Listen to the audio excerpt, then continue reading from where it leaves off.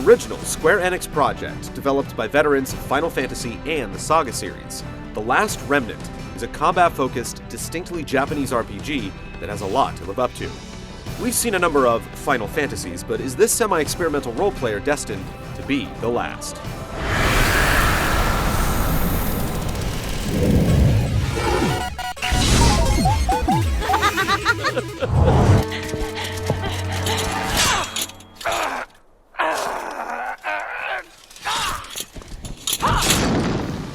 The Last Remnant's drama involves a standard-issue teenage hero with hidden powers, political power plays, a variety of coexisting fantasy races including four-armed cat people, and ancient artifacts known as remnants, which possess great magical power. The nobles control the remnants by default, while a powerful individual known as the Conqueror wants to take them by force. It's a totally workable setup for a large-scale war.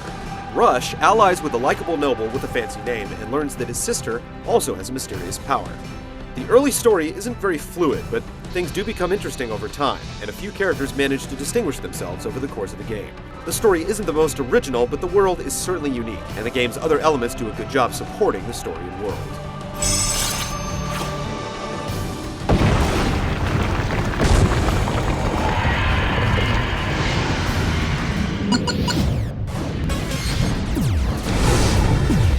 There are a number of features that set The Last Remnant apart from other RPGs.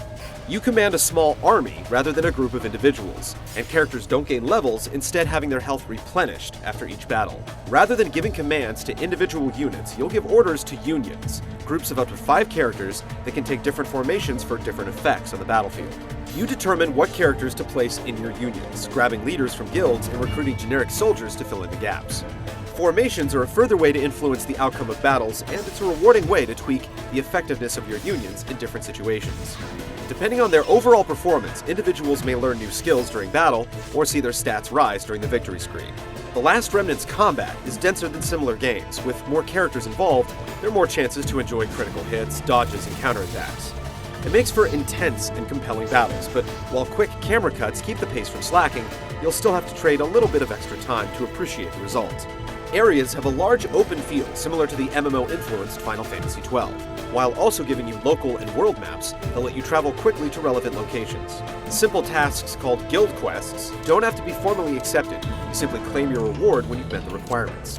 More traditional quests will often warp you to the relevant location and send you back when you're done, making them easy to focus on and complete. Outfitting your army is also streamlined. Party members request materials they need to customize their gear after successful battles. The game also offers some non-linear exploration, letting you discover towns and other areas that aren't vital to the main story, but may offer their own unique weapons, side quests, and characters to recruit. The optional exploration can give knowledge of plot twists before they come up in the main story, and they do a lot to help flesh out the game's world. Completing the main quest in The Last Remnant takes some fortitude. It's a large game spread across 2 discs, so if you're looking for a lot of time per dollar, you could do a lot worse.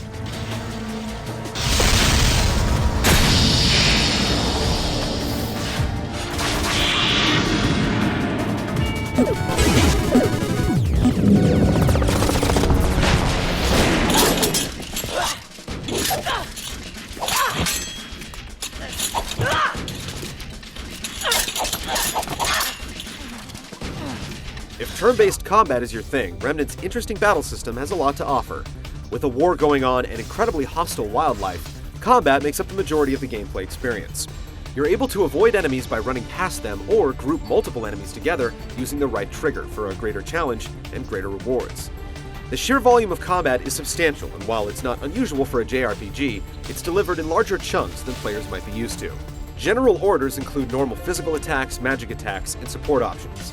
There's definitely a learning curve, but despite the many numbers involved, you're basically looking at the familiar attack, heal, and clear status effects pattern. Special attacks take action points, which rebuild with every turn, so you can come out swinging with one powerful attack right away, or ration your points until your squad can unleash a deadly coordinated assault. Some attacks occur more quickly than others, which observant players can use to their advantage. Unique super attacks occur randomly or pop up in specific battles, which can do heavy damage and give your side a distinct and needed advantage. Finally, timed button presses can make combat a bit more active, but this feature doesn't add a lot to gameplay. The option to turn it off is there for a reason. When you're moving through a hostile area, there's a time shift action to slow time, allowing you to tag multiple enemies to bring it to battle.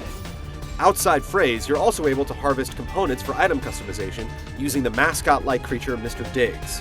He's a little bit silly, but the little guy can level up his skills and hook you up with rare components to help you forge epic gear. Combat is definitely the focus, but you'll still need to travel to a variety of locations and poke around towns for information. The game does provide clear goals. If you don't know what you're supposed to be doing in the story, you can always head to your castle headquarters for a quick mini-briefing. The Last Remnant has a lot of depth, a nicely balanced risk-reward system, and presents a mean challenge. It's not a good starter RPG, but genre fans will feel rewarded.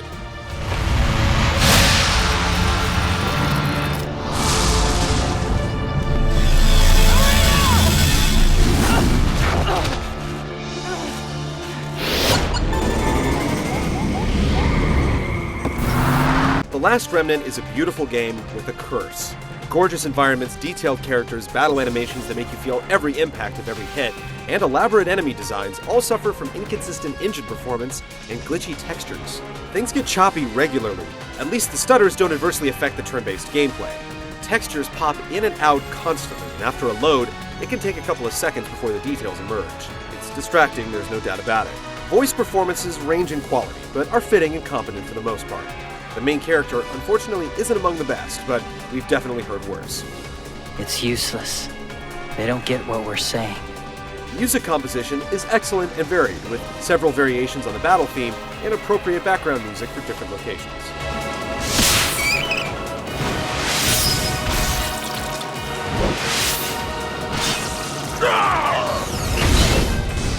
The Last Remnant is a hard game to judge.